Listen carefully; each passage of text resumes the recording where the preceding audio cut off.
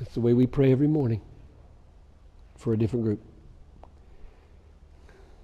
But you feel it more if you're sick or if a recession helps you wake up to what the world is really like for most of the people in the world. It's good to know these things. And it helps me think about this church. It's not easy to be the Church of Jesus Christ in America. Sometimes I wonder if we are the Church of Christ in America.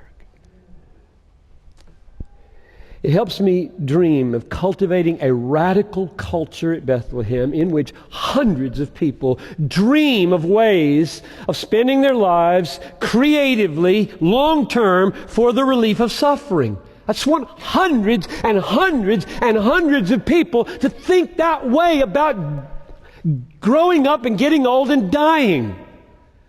Instead of the whole mindset being school, job, car, house, health care, retirement, dead. What is that? When this is happening, surely the mindset should be life counting. Life counting. Whatever your profession is, counting for the relief of suffering, especially eternal suffering, which is the most serious kind. That's what I mean by a radical culture at a church where that's just the way you grow up here and get old here. We have a vision at Bethlehem called Treasuring Christ Together.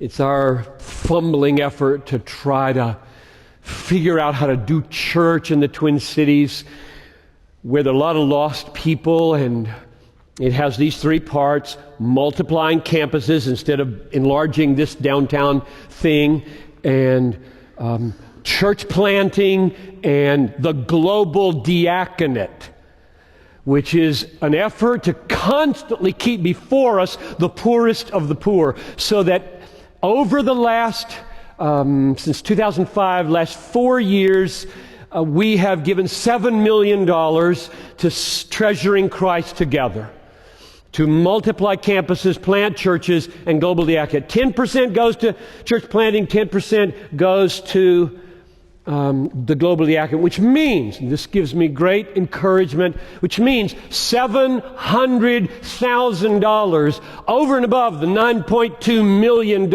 budget for doing church steady state has gone to the poorest of the poor, and $593,000 of that is out. It's gone. That makes me glad. When the Lord sees that, He says something like, I think, that's good. And don't relent. And don't be satisfied. That's number 2, awakening us to the world through our own little recession.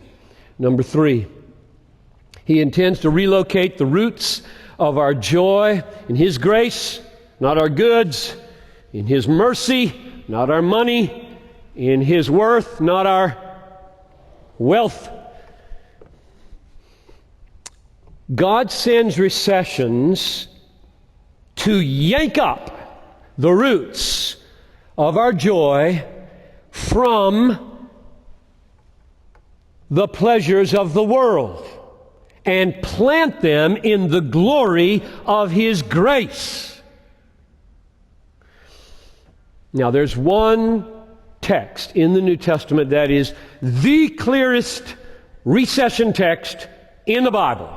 And I'm going to take you there now. It's 2 Corinthians chapter 8. We went there a few months ago. This will be familiar to Bethlehem folks. We should go here every week. Almost everything I have ever wanted to teach is here in these 2 verses. Well, that's an overstatement. I just like them a lot, so I overstate things when I like something. Verses 1 and 2 of chapter 8, we want you to know, brothers, about the grace of God that was given among the churches of Macedonia. So he's writing to Corinth about something that happened up in Macedonia, up around Philippi. For in a severe test of affliction, their abundance of joy and their extreme poverty have overflowed in a wealth of generosity on their part. Now that's my dream for Bethlehem.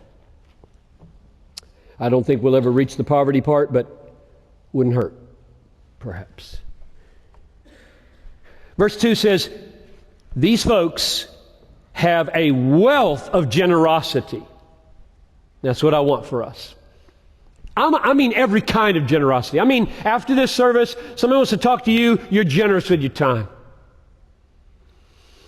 Somebody needs some money, you're generous with your money.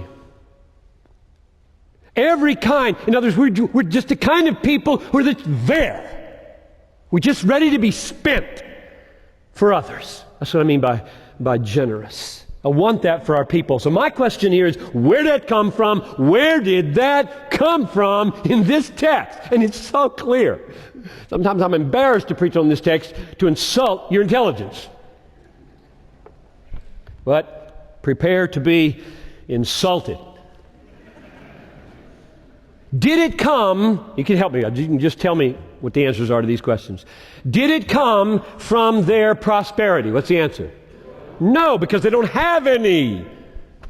It says, verse 2, their extreme poverty overflowed in a wealth of liberality. So scratch that answer. It didn't come from prosperity. Do you know what state in the United States is per capita the poorest? Tell me. Risk it. It'll be an insult, but say it anyway. Mississippi. It's all right. Do you know what state per capita has the highest level of charitable giving? Now you know the answer. It's Mississippi. There's a correlation, folks, between poverty and giving, not wealth and giving. Wealthy people don't give much money proportionately. They give a lot of money, it just looks like they're giving a lot of money. I give a lot of money to this church, but I make a lot of money from this church. So what's the big deal, right? It's just no big deal. But when somebody has almost nothing, and they get a plea, and they can't resist the giving, something's going on there really beautiful. And that's what's going on here. These people are poor in verse 2, and they've got a wealth of generosity. Second question, where did it come from? Did it come from being surrounded by approving people and culture? And the answer to that one is no, because they're being harassed. It says in verse 2, look at it, in a severe test of affliction. So now you got poverty and you got people beating up on them. The reason I'm assuming affliction means that is because of Acts 17 verse 5. That's what happened in Thessalonica. That is up there around the Macedonians. Jason got arrested and beat up. The church, 3 weeks old, is being hurt. And they're giving like crazy. I mean, this is recession over the top, and they're lavishly given. So, question third time, where'd this come from? All right. It says in verse 2 where it came from. Their abundance of joy in that extreme poverty overflowed with a wealth of liberality, generosity. So, they were happy. The recession was abounding. They were poor. People were beating up on them. And they were so happy, they gave. Last question. Where did that joy come from? Verse 1. We want you to know, brothers, about say those next three words. That's the answer about the grace of God that has been given among the churches of Macedonia. And what does grace of God look like? It looks like abundant joy in the midst of poverty, overflowing in a wealth of liberality. That's what grace looks like when it comes down. The question for the church is, this church, your church, wherever you go to church, the question for the church is, Have you experienced grace?